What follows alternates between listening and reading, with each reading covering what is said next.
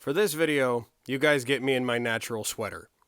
Because while still sick with a pounding headache and sinus pain, I just had to spend an hour in the heat disinfecting and cleaning out a drawer full of old baking pans where I found a ton of old mouse poop.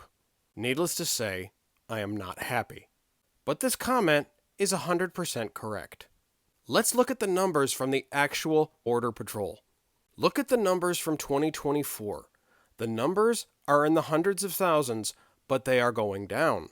This is toward the end of the year in 2024. Notice how it goes from 189,000 down to just barely over 100,000. So it was already getting better. But now Trump can take the victory lap all he wants because even though it's a continuation of Biden's policies, it started going down to 106,000, 94,000, 60,000, and then look at that, February, March, and April, barely over 11,000. And of course, while the Republicans will praise that, it's mostly because people were originally fleeing other countries to get asylum here for a better life. But now they're just kind of going out of the frying pan and into the fire. They're leaving an authoritarian government or a dangerous situation just to get to a country that's going to lock them up and send them to an El Salvadorian torture prison. They might as well not even make the trip. And this is sad, as we are a country of immigrants, and these people are just looking for a better life. But let's forget all that, right?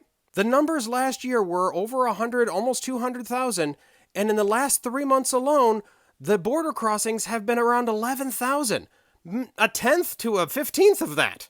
So why is it suddenly considered an invasion by people like Stephen Miller and Trump, when our border crossing numbers are less than a tenth of what they were last year?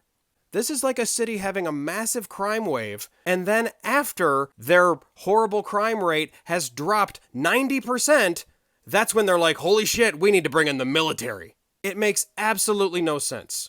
It is all just a fascist smokescreen. And remember, if they take away your right to habeas corpus and they can detain you as long as they want and lock you up and never let you go, it is kidnapping. There is no reason whatsoever for you to comply.